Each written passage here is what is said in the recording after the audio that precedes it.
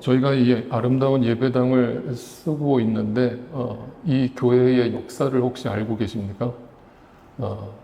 관심 있는 분들은 혹시 보셨을지 모르겠는데 여기 들어오시다 보면 로비에 이 교회 역사가 쭉 기록되어 있는데 제가 이렇게 쭉 읽어봤어요. 되게 오래된 교회더라고요. 몰랐어요. 건물이 되게 새 거 같아서 얼마 안 된 줄 알았는데 처음에 창립된 게 1894년에 창립이 됐대요.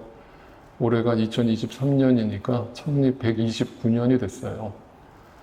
이 예배당이 총 3번의 재건축을 했고 지금 현재 예배당은 96년도에 재건축된 예배당이에요. 성도들이 다 헌신된 마음으로 헌금을 해서 건축을 했다라는 기록까지 다 저기에 남아있고 또 이 교회를 거쳐간 많은 성도들과 또 목사님들의 성함이 저기 다 기록되어 있어요. 제가 이 얘기를 왜 드리는가 하면 예배당은 3번 재건축됐을지는 몰라도 이 자리가 꼭 그 자리는 창립 때 그 자리는 아닐지 몰라도 이 같은 자리, 같은 공간에 129년 동안 수많은 성도들이 이 자리를 거쳐갔다는 거예요. 수많은 성도들이 여러분이 지금 앉아 계신 그 자리에 앉아서 하나님을 예배하고 찬양하고 하나님의 말씀을 들었던 자리라는 거예요. 그런데 저는 또 그걸 보면서 이런 생각이 들었습니다. 129년 동안 얼마나 많은 사람들이 이 예배당을 거쳐갔을까를 생각하면서 동시에 과연 그 많은 사람들 중에 얼마나 많은 사람들이 얼마나 되는 영혼들이 하나님을 알게 되고 믿게 되고 구원에 이르게 되었을까라는 질문을 또다시 해보게 되는 거예요. 그래서 누군가는 오늘도 이 자리에 129년 동안 수많은 사람들이 거쳐간 그 자리를 축복의 자리, 구원의 자리로 삼는가 하면 누군가는 그냥 앉고 일어섬의 반복일지도 몰라요. 그냥 지나가는 거죠. 우리의 인생이 그러하듯 그냥 스쳐 지나가는 것입니다. 그게 제일 슬픈 거예요. 차라리 저 교회 바깥에 있으면 이해라도 하겠어요. 근데 예배당까지 들어왔는데 이 자리에 129년 동안 많은 영혼들이 앉아 있었는데 그 가운데서도 믿지 않는 자들이 분명히 있었을 거라는 사실 때문에 마음이 점이 오는 거예요. 그것이 우리의 노력으로 되는 것이 아니라는 것도 또 생각해 보게 되는 거예요.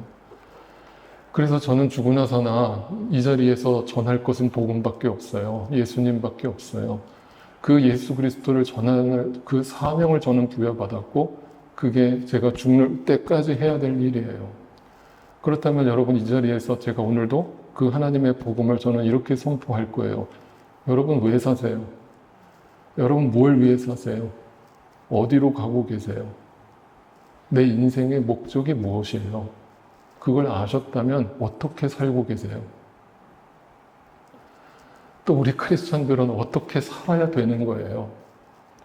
그냥 예수 믿고 내가 천국 가는 것으로 that's it. 그것으로 끝이에요? 그게 과연 나를 저들보다 먼저 부르신 이유예요? 아니잖아요. 그래서 생각해 보자는 거예요. 제발 이 자리를 그냥 앉고 일어서는 반복의 자리로 만들지 마시고 정말 하나님을 깊이 경험하는 축복의 통로로 삼기를 바라는 마음이에요. 그래서 오늘 예수님이 하시는 말씀을 좀 더 먼저 생각해 보기를 원하는데 예수님이 우리에게 이 믿음을 허락하신 그 구원을 허락하시는 목적을 뭐라고 설명하고 계시는가를 다시 한번 점검할까요? 요한복음 10장 10절 말씀이에요. 도둑은 다만 훔치고 죽이고 파괴하려고 오는 것이에요. 뭐냐면 이 세상은요 다 죽고 파괴하고 없어지는 것 투성이에요. 이게 무슨 말인가 하면요 이 세상을 살아가다 보면요 계속 무언가를 잃어버리고 있다는 생각을 하게 돼요. 그래서 믿음이 없이는요 이 세상은 다 없어지는 것들 투성이에요. 뭔가를 잃어버리고 있는 거예요. 계속 목이 마른 거예요. 사마리아 여인과 같은 거예요. 근데 그 이유를 몰라요. 근데 그게 단지 내 성격 탓인 줄 알고 내 안에 어떤 심리적인 상처 때문인 줄 알아요. 여러분 재밌는 게 뭔 줄 아십니까? 제가 상담을 하잖아요. 그럼 여러분 보실 때 사람이 크게 두 가지 성향이 있다고 봐요. 외향적인 사람이 있고 내향적인 사람이 있습니다. 그죠? 그러면 누가 더 우울증에 빠지기 쉬울까요? 맞춰보세요. 내향적인 사람이 우울증에 빠질 확률이 높아 보이죠?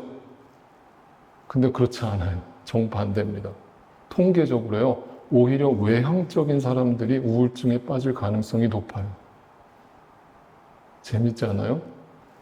이유가 뭔지 알려드릴까요? 외향적이라는 것은 에너지가 많다는 거잖아요. 그래서 뭔가 이 세상에서 내가 하고 싶은 게 많은 사람들이에요. 그런데 인간은요, 에너지가 무한하지 않아요. 아무리 외향적이라도 그 에너지가 한계가 있거든요. 방전이 되거든요. 그래서 그걸 딱 하나 이것만 기억하시면 돼요. 외향적인 사람이든 내향적인 사람이든 잠잘 때는 그 잠자는 모습은 다 똑같아요. 왜요? 방전된 상태로 자는 거예요. 그 잠자는 인간의 상태가요, 말 그대로 인간의 본질이에요. 근데 사람들이 착각하는 것은 나에게 있는 그 에너지로 열심히 행복하게 살면 잘 사는 건 줄 알아요. 그런데 그렇게 살다가 어느 날 갑자기 확 와요. 확 와요. 뭐가 와요? 인생이 뭔가를 잃어버리고 있다는 느낌이 와요. 내가 지금 뭘 위해서 이렇게 열심히 뛰고 있는 건지라는 생각을 할 때가 와요. 한 번은 와요. 반드시 와요.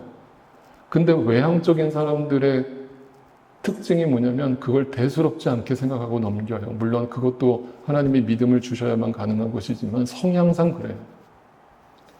그럴 때 저는 부탁드리고 싶은 거예요. 그런 인생에 생각할 수 있는 기회가 주어지거든 그것을 축복으로 여기고 생각하세요. 멈추세요. 가던 길을. 진지하게 고민해 보세요. 왜 사는 것인지, 무엇을 위해 사는 것인지. 계속 잃어버리는 것에 허무함만 느끼고 후회만 하지 마시고요. 그런데 주님이 이 땅에 오신 목적은 외향적인 사람이든 내향적인 사람이든 근본적으로 인간은 다 죽는 거예요. 잃어버리는 거예요. 그 이유가 뭐예요? 우리는 죄인이기 때문에 그래요. 그래서 예수님이 이 땅에 오셔서 우리에게 뭘 주시는 겁니까? 생명을 주시는 거예요. 아니, 우리는 다 생명이 있지 않습니까? 그 생명은 육체의 생명이 아니라 우리의 영혼의 생명을 말하고 있어요. 진짜 생명이에요. 사는 게 다 사는 게 아니에요. 어떤 사람은 겉으로는 살아있지만 그 영혼이 죽어있는 사람이 있는 거예요. 그걸 모르고 사는 사람들이 있는 겁니다. 그런데 주님께서 이 땅에 오신 목적을 분명히 밝힙니다. 나는 너에게 생명을 주려고 왔다. 그 생명을 뿐만 아니라 그걸 더 풍성히 얻게 하려고 왔다. 그런데 어떤 분들은 이 구절 가지고도 봐라, 생명만 주시는 게 아니라 더 풍성한 걸 주신다고 말씀하시지 않느냐? 그 더 풍성한 것은 이 땅에 복을 주시겠다는 약속이다 라고 아주 말도 안 되는 헛소리를 하시는 분들이 간혹 있는데 전혀 그런 뜻 아닙니다. 더 풍성히 얻게 한다는 것은 앞으로 인생을 살아가는 동안 그 주님을 만난 사람은 그 생명이 더 분명하고 선명하게 보인다는 뜻입니다. 정말 예수를 만난 사람은 성화의 과정에 들어가게 되어 있고 그 성화의 과정은 이 지독한 육체의 행실을 벗는 것으로부터 시작하기 때문에 이걸 벗고 깨트려버리고 부셔버리고 날마다 죽는 사람은 그 생명을 더 풍성히 얻게 되는 성화의 과정에 들어가게 되어 있습니다. 그래서 신앙생활을 거듭하면 거듭할수록 그 예수님이 더 분명하고 선명하게 보이는 것입니다. 이 축복이 우리 모두에게 있기를 소원합니다. 그러면서 주님이 그 다음 구절에 유명한 구절을 말씀하셨어요. 나는 선한 목자다. 이 구절도 많은 분들이 이렇게 오해를 합니다.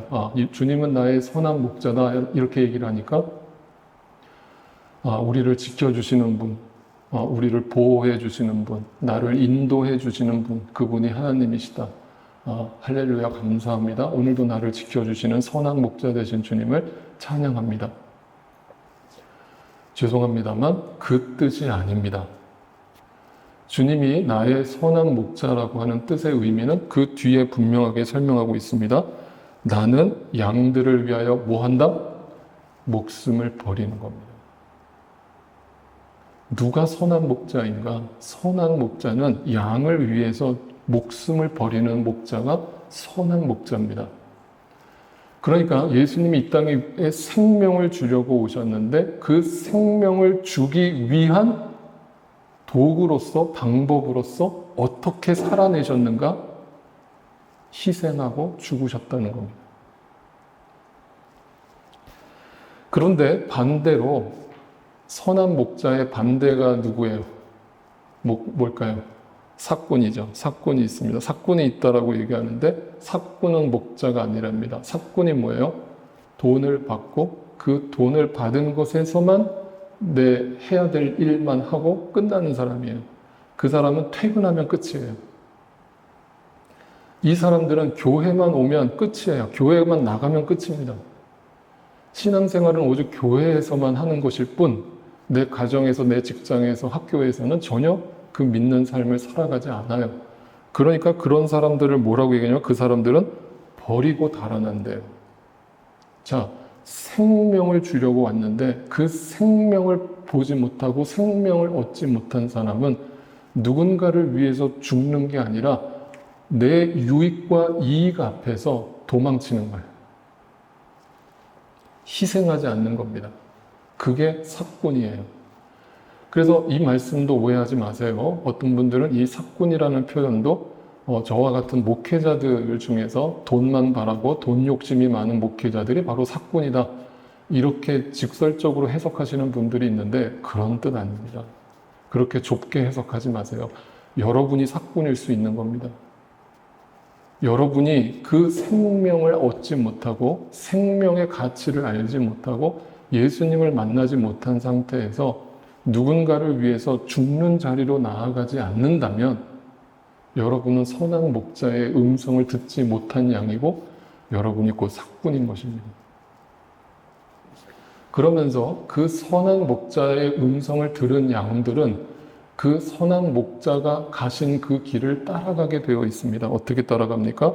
요한복음 13장에 세족식을 베풀어 주시면서 예수님이 제자들에게 분명히 말씀합니다. 너희 발을 내가 씻겼으니. 예수님이 누굽니까? 하나님의 아들이에요. 하나님의 아들이 인간이 되셔서 내려오신 것도 기적인데 인간보다 더 무릎을 꿇으시고 인간의 발을 씻겨주는 이 장면은 뭘 뜻합니까? 양을 위해서 희생하는 선한 목자가 되심을 보여주고 있는 겁니다. 그런데 어떤 교회들은 이 장면도 형식으로 만들어버려서 세족식을 합니다. 그러면서 그 앞에서 우리가 사람들 앞에서 막 보여줍니다. 우리가 얼마나 사람들을 섬깁니까? 라면서 막 쇼업을 합니다. 그런 뜻 아닙니다.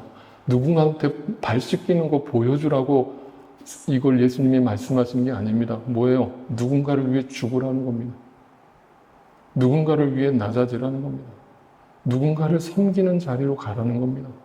사랑하는 자리로 가라는 겁니다. 그런데 이 말씀조차도 나를 드러내는 행위로 만드는 사람들이 바로 인간입니다. 내 자랑으로 삼는 거예요. 내가 이렇게 낮아졌다 라는 것을 자랑거리로 삼는 것입니다. 중요한 것은 그것을 본을 보였다라고 말씀하세요. 본이라는 것은 카피입니다. 카피. 그러니까 그 본을 따라가야 돼요? 말아야 돼요? 그 본을 옵션이에요? 머스트예요? 머스트예요. 그래서 사도 바울도 성도들한테 늘 이 말을 수시로 했어요. 뭐예요? 나를 본받으라. 그거는 인간적 교만에서 나오는 소리가 절대 아니고 사도 바울은 이 선한 목자의 이 땅에 오심의 목적과 내가 무엇을 위해 살아야 하고 어떻게 살아야 하는가를 분명히 알고 있는 사도였기 때문에 나는 날마다 죽는다는 고백을 입으로만 하는 게 아니라 삶으로 보여줬기 때문에 그 모습대로 너희도 죽으라는 겁니다. 죽어야 교회가 된다는 겁니다. 누군가 그 교회 안에서 살아있으면 그 교회는 무너집니다. 죽으려면 다 같이 죽어야 됩니다. 다 같이 죽어야 그 교회가 교회다워집니다. 그 얘기를 하는 거예요. 그런데 여러분 이게 우리의 노력과 힘으로 됩니까? 안 됩니까? 이렇게 낮아지는 게 돼요? 안 돼요? 안 돼요. 근데 누군가를 사랑하기 위해서 어떤 분들은 오늘도 애를 쓰는 거예요. 막 노력을 하는 겁니다. 누군가를 사랑하려고 막 몸부림을 쳐요. 물론 그 마음을 압니다. 어떤 마음인지. 그러나 여러분, 그거는 실패밖에 없습니다. 못합니다. 내 힘으로 못합니다. 그러면 어떻게 해야 됩니까? 지난주 말씀이 그래서 사도 바울이 고린도 후서 2장 14절에서 이런 말씀을 했죠. 그러나 그리스도의 개선 행렬에 언제나 우리를 참가하는 거예요. 참가시켜 주시는 거예요. 참가시켜 주시는 것에 감사하라는 거예요. 그리고 우리를 그리스도를 아는 지식의 향기를 어디에서나 우리를 통하여 풍기게 우리가 하는 거예요. 풍기게 하시는 거예요. 풍기게 하시는 거예요. 이런 동사들을 유심히 보시라고요. 다 수동태예요. 전혀 인간의 의지와 노력은 완전히 100% 배제되어 있어요. 우리가 못한다는 거예요. 우리는 절대 승리 못한다는 거예요. 우리 힘으로. 그러니까 우리가 할 수 있는 것이라고는 가장 소극적으로 보이는 것이 가장 적극적인 거예요. 그게 기도예요. 하나님 앞에 엎드리는 거예요. 주님, 나 못해요 라고 항복하는 거예요. 하나님은 우리에게 그걸 원하시는 거예요. 너에게 아직도 그 힘이 남아있어? 그러면 계속 고난을 주시는 거예요. 왜 고난을 주셔요? 우리를 너무 사랑하시기 때문에 그 힘을 빼게 하시는 거예요. 그렇게 해서 나오는 것이 뭐예요? 향기예요. 향기. 여러분, 향기가 뭐예요? 향기도 내가 진동하고 싶다고 해서 내 안에서 향기가 만들어져서 나와요? 아니에요. 저절로 풍겨나는 거예요. 그 사람 옆에 가면 그냥 그 향기가 맡아지는 거예요. 그런데 그 향기가 구체적으로 뭐라고 그랬어요? 자세히 보세요. 그리스도를 아는 지식의 향기예요. 어떤 분들은 교회를 다니면서도 자기 열심으로 교회 생활을 하시는 분들을 봐요. 종교 생활을 하시는 분들을 봐요. 하나님을 아는 지식이 없어요. 그런데 그분들 옆에서 보면 향기가 나는 것처럼 보여요. 근데 그 향기가 오래 가지 않아요. 네, 그거는 인위적으로 만들어내는 향수라서 그래요. 네. 인위적으로 만들어내는 향수가 아니라 내 몸에 채취해서 나오는 자연스러운 향기가 우리 안에서 흘러나와야 되는데 이것은 열매예요.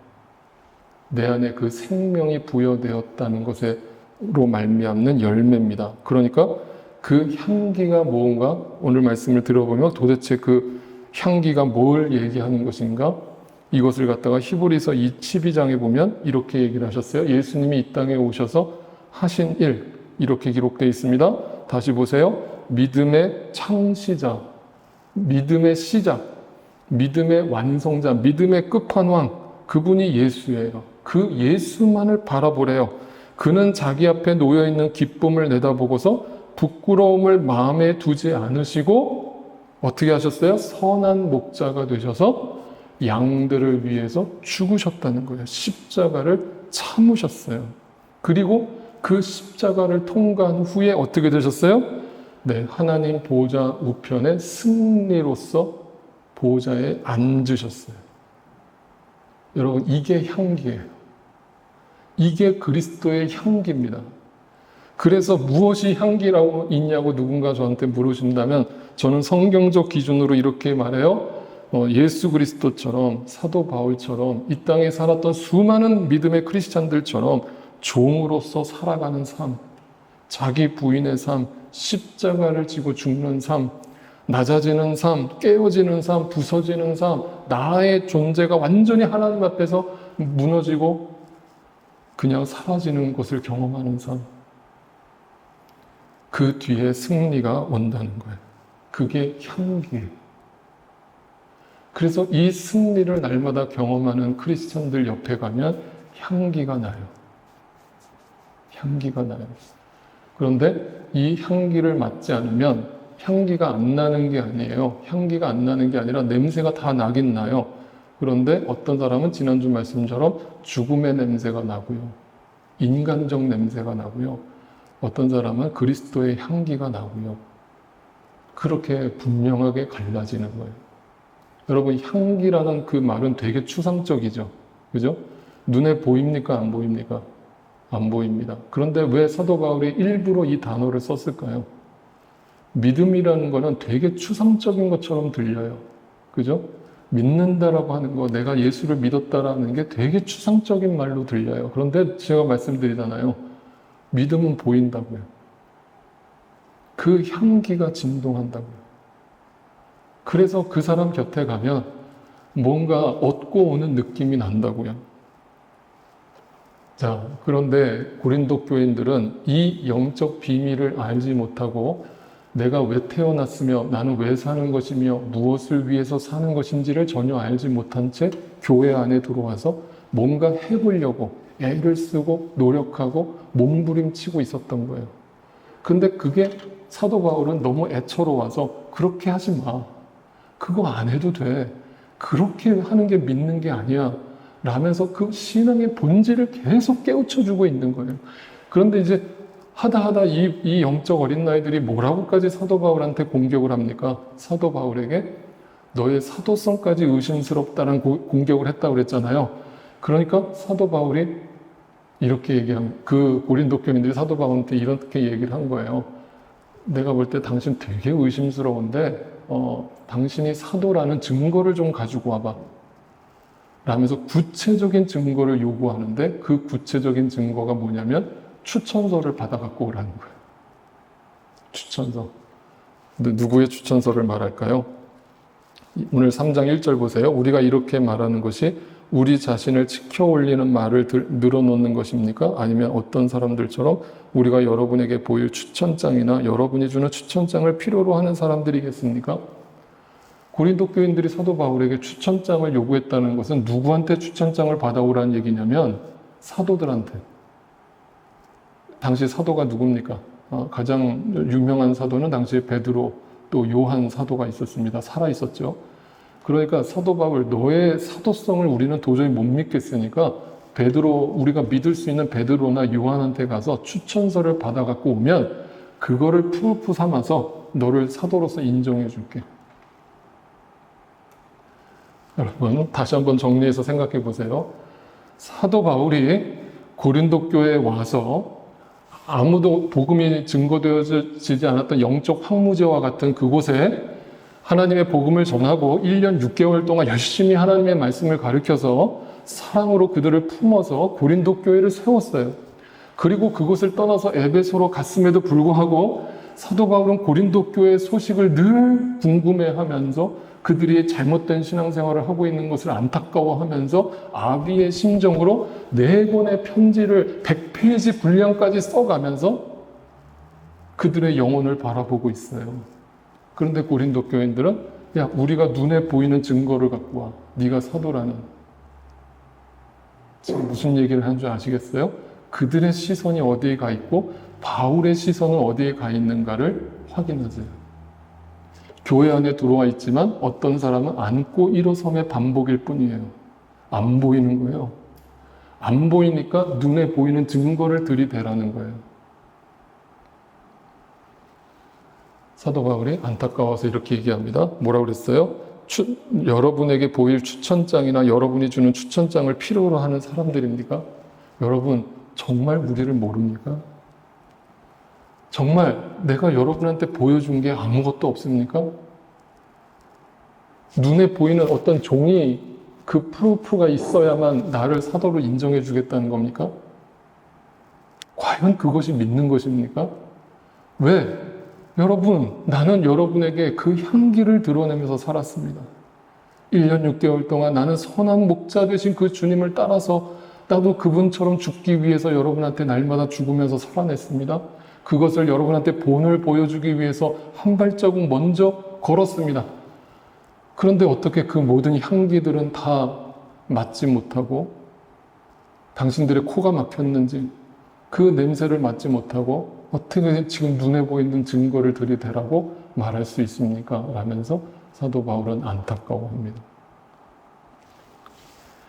그러면서 2절에서 이렇게 얘기합니다. 그 추천장 내가 드리겠습니다. 원하면 드릴게요. 그 추천장이 어디 있는 줄 아십니까? 바로 여러분이 나의 추천장이에요.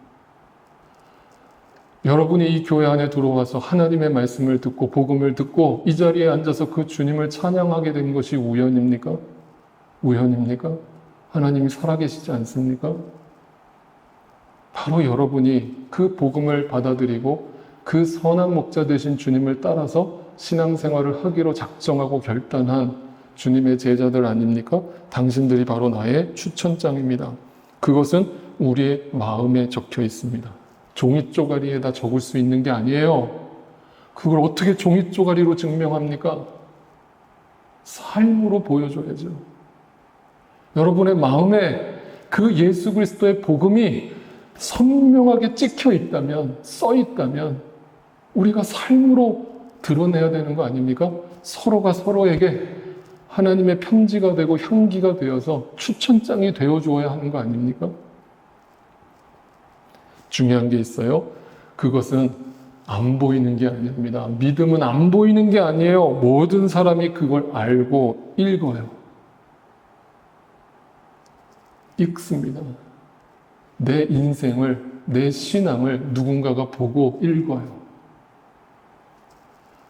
내 옆에 믿지 않는 배우자가 있습니까? 믿지 않는 자녀들이 있습니까? 믿지 않는 부모들이 있습니까? 오늘날 왜 교회가 전도의 문이 막혔다고 말을 합니까? 전도의 문이 왜 막혔다고 말을 합니까? 입으로만 떠들기 때문에 그래요. 입으로 떠드는 신앙은 안 들어요. 여러분, 믿음의 눈이 열려있지 않은 사람들이 무슨 말을 들을 수 있겠어요? 안 들려요. 그런데 그들이 보는 것은 하나예요. 우리의 삶을 보는 거예요. 삶을 보는 겁니다. 이 가운데 어떤 분들은 분명히 그 구원의 확신이 없는 분들도 계실 거예요. 괜찮아요. 여러분한테 제가 성경 공부하겠다고 협박하지 않을 거예요. 그것도 여러분이 원하면 해드리지 억지로 멱살을 잡아서 끌어안쳐다 놓고 성경 공부하지 않아요. 그런 바보 같은 짓 안 합니다. 그런데 제가 여러분에게 할 것은 한 가지밖에 없어요. 여러분에게 제가 추천서가 되기를 바라고 여러분에게 본이 되기를 바라는 마음에서 부족하지만 연약하지만 실수투성이지만 저는 여러분 앞에서 말씀대로 살아가려고 노력할 뿐이에요. 그러니까 안 보이시거든, 하나님이 안 보이시거든 믿는 자들을 보세요. 교회 안에 있는 우리 집제들을 보세요. 예수를 만난 사람들을 보세요. 네, 그것을 증거로 삼아서 마음의 문을 여세요. 그리고 성경이 궁금해지시거든 언제든지 저를 찾아오세요. 제가 하루 모든 일과 다 제껴놓고 24시간이라도 성경 공부할 마음이 있어요. 그래서 우리는요, 누군가가 알고 읽혀지고 있는 그리스도의 향기가 되어야 되고 그리스도의 편지가 되어야 한다는 거예요. 근데 이건 노력하면 되는 게 아니고 그렇게 될 수밖에 없다는 거예요. 그래서 3절에 이렇게 얘기합니다. 여러분은 분명히 그리스도께서 쓰신 편지예요. 어디다가 쓰셨어요? 어디다 쓰셨어요? 여러분의 심령에다가 하나님이 편지를 써놓으셨어요. 누군가 읽고 볼 수 있게끔. 그래서 여러분 안에 복음이 적혀 있는 거예요. 여러분의 삶에, 여러분의 마음에, 여러분의 생각에, 여러분의 가치관에 그 복음이 선명하게 적혀 있는 거예요. 그걸 안 믿는 사람들이 보는 거예요.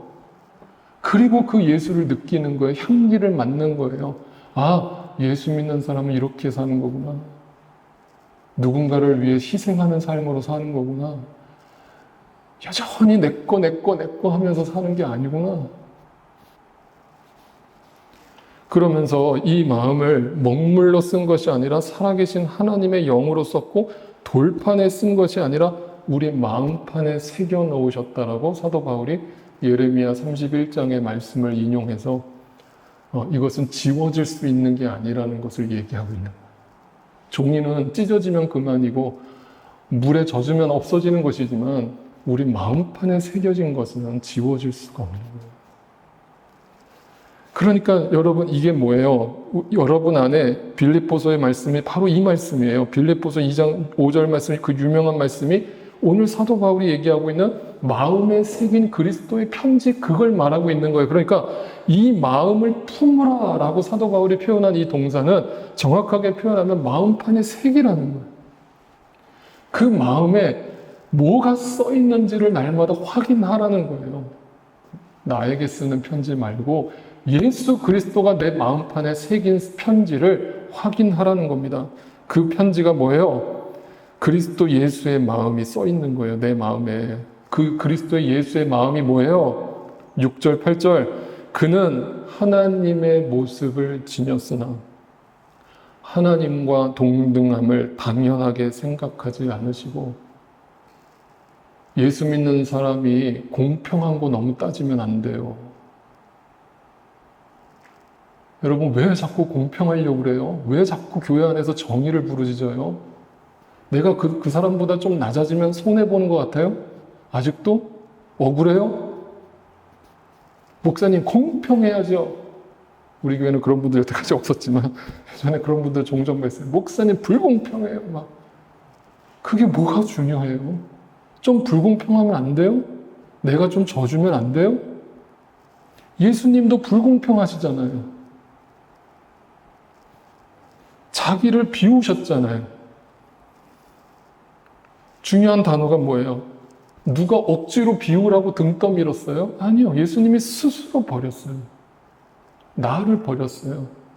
그리고 종의 모습을 취하셨어요. 사람과 같이 낮아지셨어요. 그는 사람의 모양으로 나타나셔서 자기를 낮추셨어요. 선한 목자예요. 양을 위해서 죽었어요. 죽기까지 순종했어요. 그게 십자가예요. 어떤 분들은 자꾸 착각하는 거예요. 목사님, 그 사람이 저한테 십자가예요. 목사님, 내 부모님이 저한테 십자가예요. 목사님, 내 남편이 내 십자가예요. 무슨 소리, 무슨 말씀 하시는 거예요? 십자가는 나예요. 내가 십자가에서 죽지 않으면 내가 하나님이라고요. 내가 하나님 자리를 대체하고 있다고요. 그래서 내가 하나님 앞에서 무릎을 꿇지 않는 거예요. 고집스러운 거예요. 강팍한 거예요. 그런데 걱정하지 마세요. 하나님이 꺾게 하실 거예요. 그게 축복이에요. 그거를 꺾게 하시거든 환도뼈가 부러지시거든 할렐루야 하세요. 하나님 감사해요. 제 힘으로 못 꺾었는데 꺾어지게 해주셔서 감사해요. 저에게 병을 주셔서 감사해요. 저에게 경제적 어려움을 주셔서 감사해요. 저에게 관계에 어려움을 주셔서 감사해요. 저는 제가 되게 잘난 사람인 줄 알았네요. 제가 착각했네요. 이 고백이 나오면 그게 자기 부인이에요. 그게 자기 십자가예요. 우리는 그 십자가의 죽기를 계속해서 거부하는 거예요.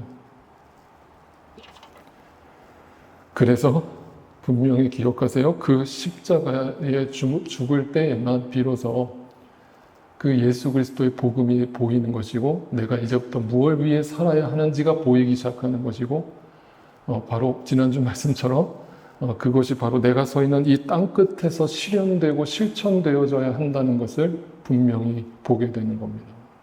네. 그러니까 여러분이 죽으셔야 할 자리는 바로 여기입니다. 여기서부터예요. 여기서부터예요. 그렇게 그 십자가를 알고 살아가는 우리 모두가 하나님 앞에서 추천서가 되어질 수 있는 거예요.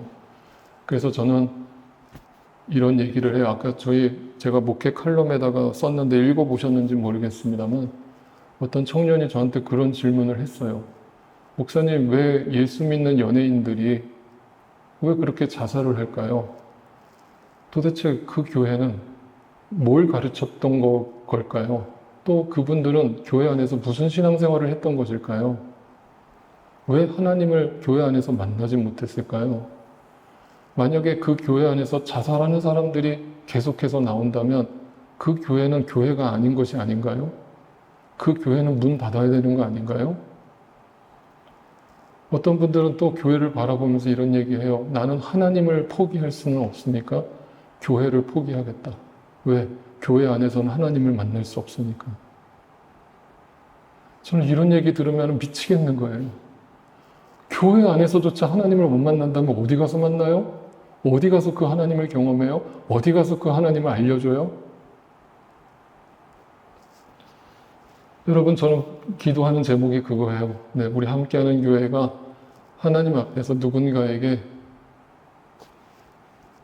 여러분이 제가 우리 교회 어디 나가서 자랑스럽게 우리 성도님들은 이런 분들이에요. 우리 성도님들 신앙이 이래요. 우리 교회 성도님들의 열매가 이거예요. 라고 자랑스럽게 여러분을 추천할 수 있는 여러분이 주님의 추천서가 되어주기를 바라요.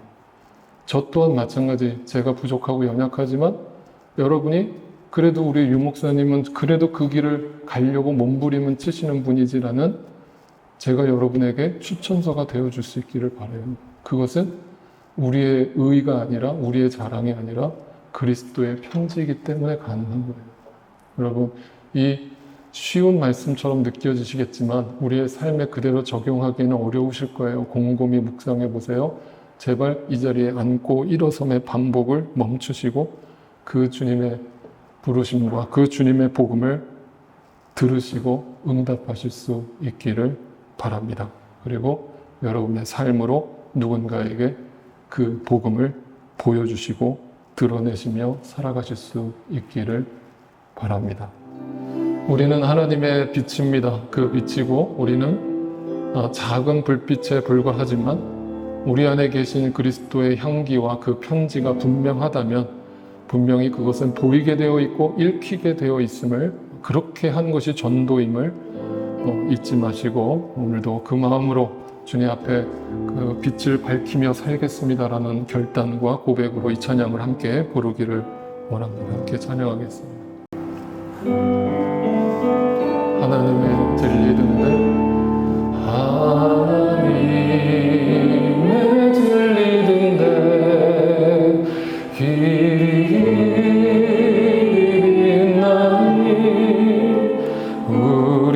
우리들도 든대요 주의 사랑 비추세 우리 작은 불을 켜서 험한 바다 비추세 물에 빠져 헤매는 이 건져내어 살리세 죄의 마음은 기뻐가고 성난 물결 설렌다 어디 불빛 없는 가고 찾는 무리만 우리 작은 불을 켜서 우리 작은